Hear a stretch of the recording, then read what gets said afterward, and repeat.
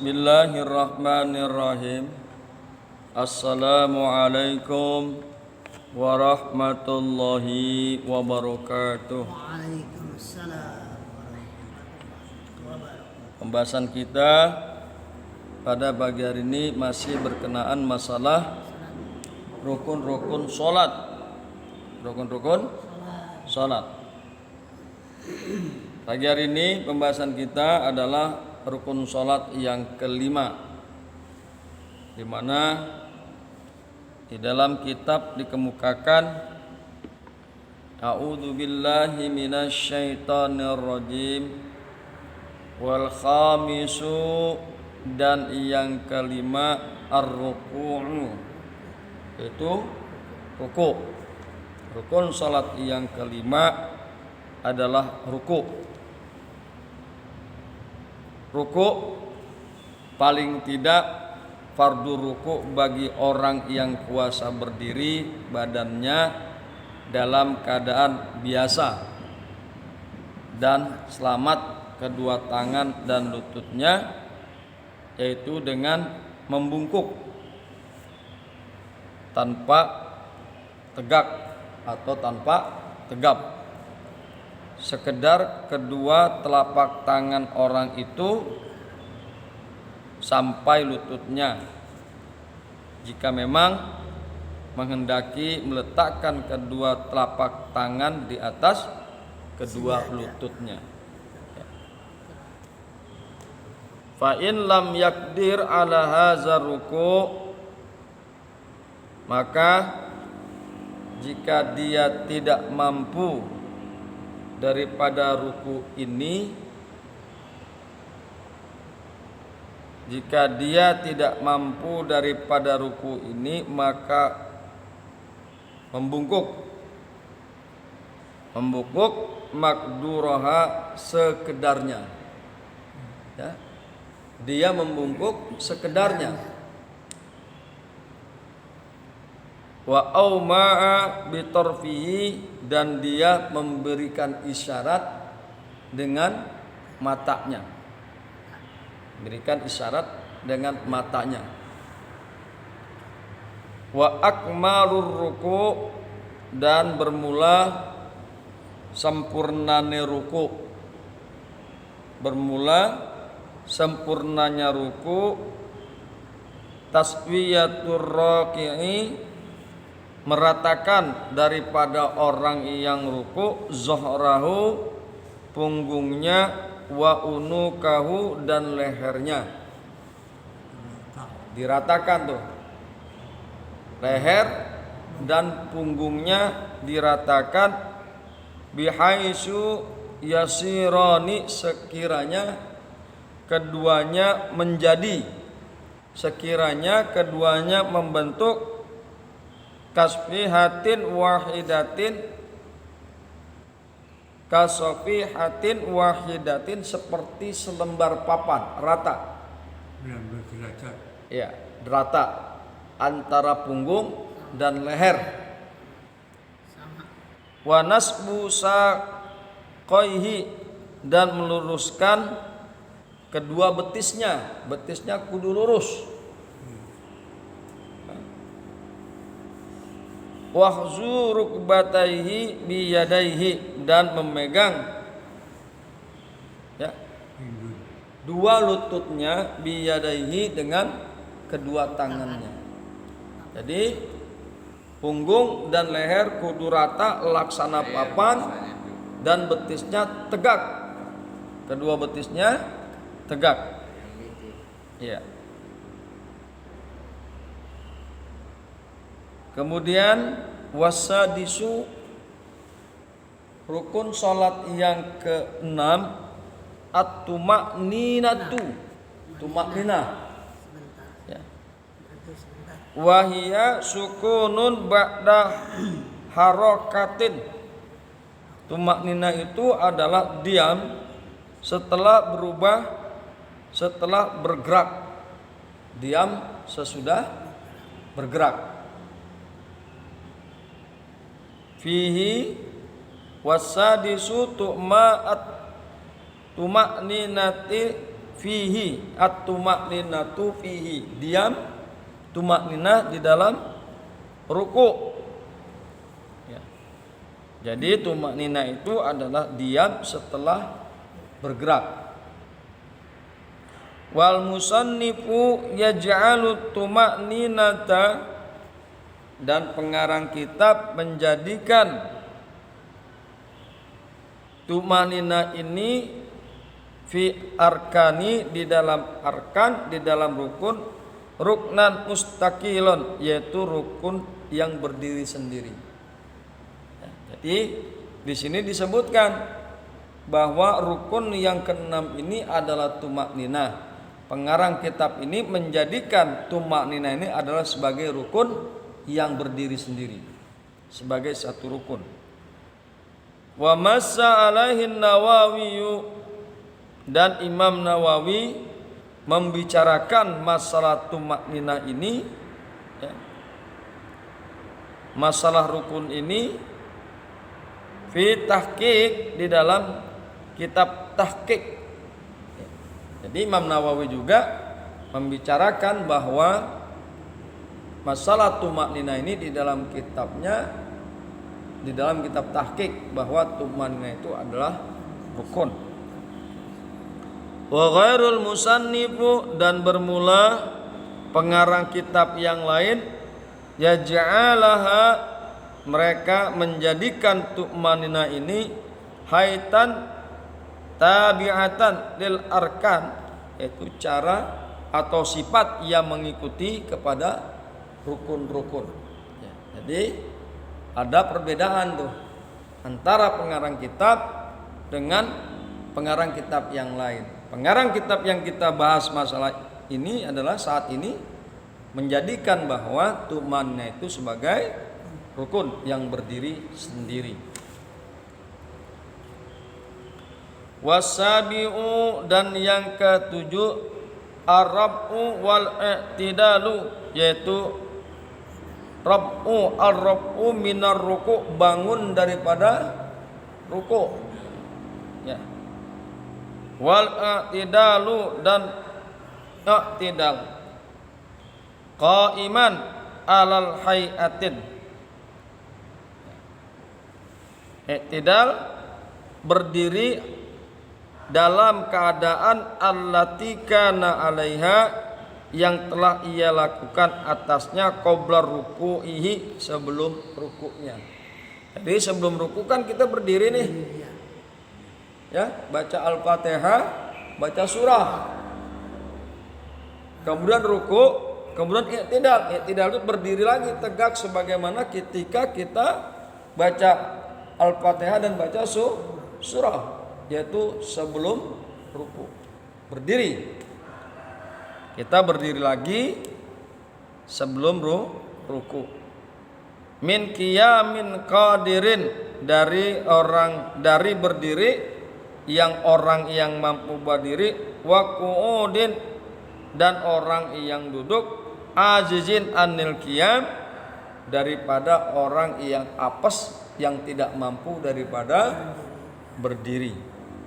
Jadi posisinya adalah ketika seperti sebelum ruku. Wasaminu, dan yang kedelapan, at-tumakninatu fihi, at-tumakninatu fil i'tidali, yaitu makninah di dalam i'tidal. Tumakninah di dalam i'tidal, diam dan tenang. At-tasi'u, kemudian yang kesembilan, as-sujudu, yaitu sujud. Rukun salat yang kesembilan adalah sujud.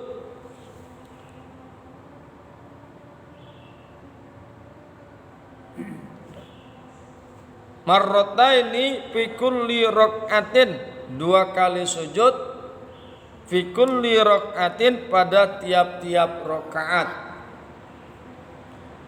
Wa akluhu, dan bermula sedikit-dikitnya sujud, mubasyaratu ba'di jabhatil musalli, yaitu menempatkan sebagian daripada dahi orang yang sholat maudi'a sujudihi, di tempat sujudnya, minal ardi, daripada bumi, au ghairiha, atau selainnya. Ya. Jadi menempelkan dahinya, jidatnya, keningnya di tempat sujud.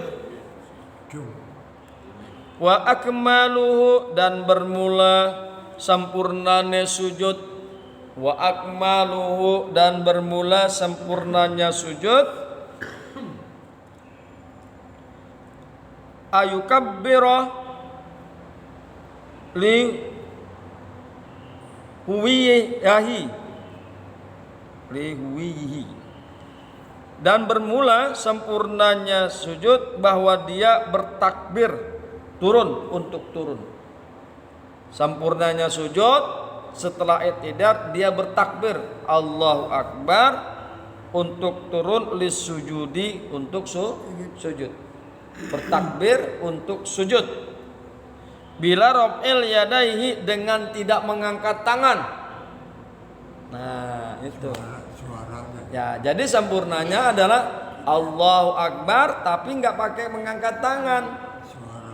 Suaranya saja untuk turun dari i'tidal ke sujud. Itu ya. Wa yada'u rukbataihi, dan dia menempatkan kedua lututnya.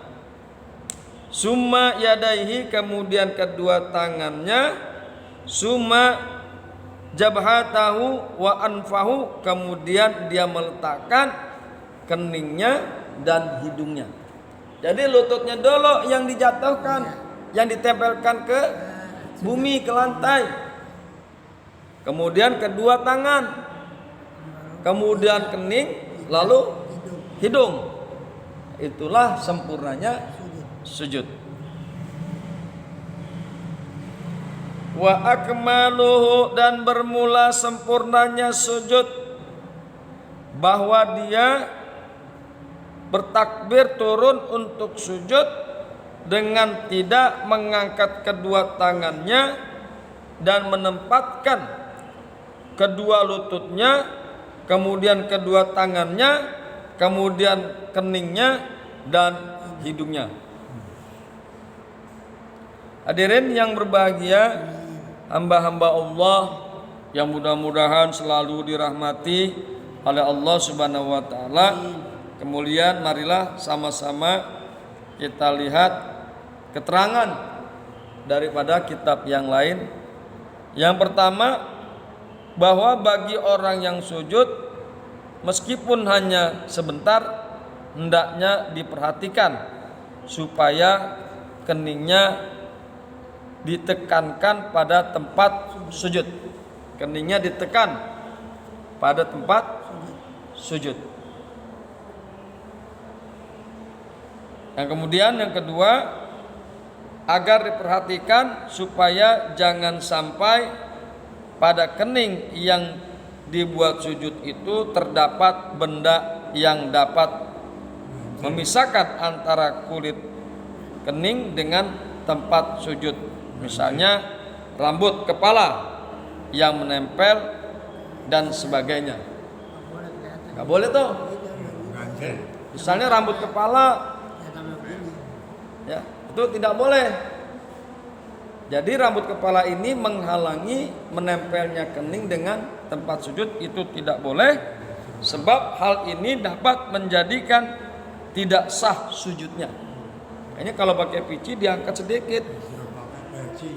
Nah, diangkat sedikit, jangan sampai si pici ini menghalangi antara kening dengan tempat sujud. Ya. Jika tidak sah sujudnya enggak sah, maka otomatis tidak sah pula sholatnya. Sujudnya enggak sah, otomatis sholatnya tidak sah, karena sujud itu rukun. Satu rukun tidak sah, sholatnya menjadi tidak sah. Jika tidak sah sujudnya, maka otomatis tidak sah pula sholatnya, kecuali jika memang benda yang terpaksa, misalnya adanya perban pembalut karena luka pada kening yang kebetulan sebagai tempat sujud. Ada perban misalnya, kepala kita bocor, kening kita bocor misalnya, itu adalah pengecualian darurat, ya. Atau pula adanya rambut yang tumbuh di tempat itu, ya, misalnya ada rambut yang tumbuh nih, rambut yang tumbuh, ya. Maka yang demikian itu tidak berakibat membawa tidak sahnya sholat. Jadi dalam keadaan darurat mesti seperti adanya perban luka itu masih dimaafkan karena darurat.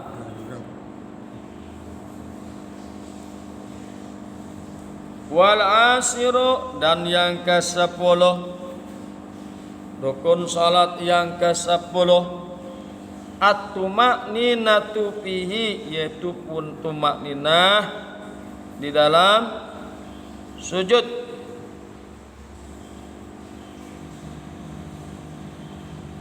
Bihaisu yanalu maudi'a sujuduhu, sekiranya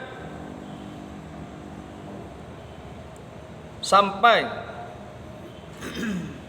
tempat sujud, sekiranya sampai tempat sujud sebelah kepalanya. Jadi bukan hanya ditempelkan saja, ya, bukan hanya ditempelkan atau menyentuh saja, tapi memang ada rada ditekan seberat kepalanya di tempat sujud tersebut.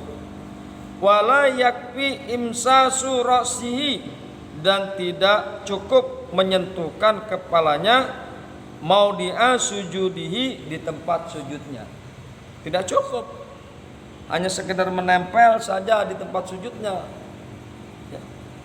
Bal yatahamalu bihaisu law kana tahtihi qatnun, ya. Akan tetapi menekankan kepalanya sekiranya jikalau ada di bawah kepalanya itu kapas, ya.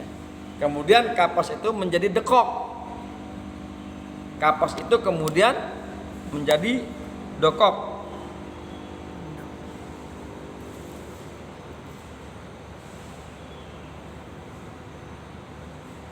Wa zoharo asaruhu ala yadin, dan ada bekas asar, ada bekas di atas tangannya, la furidat tahtahu, jika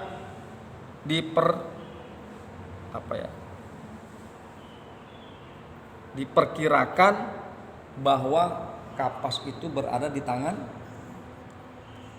atas tangan. Jadi sekali lagi, bahwa sujud itu bukan hanya sekedar menempelkan saja, Pak De, tapi pala itu dijatuhkan benar menempel, dan sekiranya ada kapas itu di atasnya, di bawah keningnya, dan kapas itu menjadi dekok. Dekok atau dekok ya? Dekok. Kapas itu menjadi dekok. Dekok. Wal hadi asyara, dan rukun salat yang ke-11, ajlusu baina sajdataini, yaitu duduk di antara dua sujud. Duduk di antara dua sujud ini menjadi rukun yang ke-11 dari rukun-rukun salat. Ajlusu baina sajdataini fi kulli rak'atin, duduk di antara dua sujud pada tiap-tiap rakaat. Sawa'un shalla qa'iman aw muttaji'an, sama saja apakah dia itu sholat berdiri atau sholat berbaring. Wa akluhu sukunun ba'da harqati a'daihi, dan sedikit-sedikitnya duduk di antara dua sujud setelah bergerak, setelah berubah anggota-anggotanya. Wa akmaluhu, dan sempurnanya duduk di antara dua sujud azyadatu ala zalika, yaitu melebihkan atas yang demikian itu, bidu'ail waridin fihi, dengan doa yang biasa, ya, dengan doa yang disebutkan di dalamnya, Rabbighfirli warhamni wajburni warfa'ni. Nah, itu kan doa-doanya itu, ya. Doanya. Ya.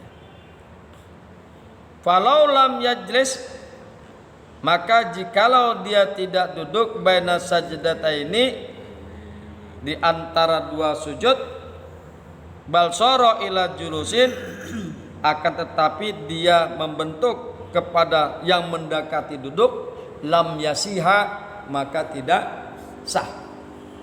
Hadirin yang berbahagia, hamba-hamba Allah yang beriman, wasani ansara, dan rukun salat yang ke-12 at-tuma'ninatu fihi, at-tuma'ninatu fi julusi baina sajdataini, yaitu tumakninah, diam dan tenang di dalam duduk di antara dua sujud. Diam dan tenang, at-tuma'ninah di dalam duduk di antara dua sujud.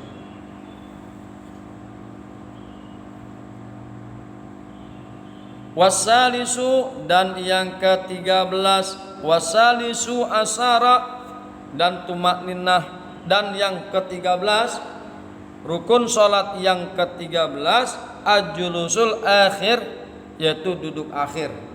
Apa itu duduk akhir? Ay allazi yaqibuhu salam, yaitu duduk yang mengiringi akan salam, yaitu duduk tahiyatul akhir.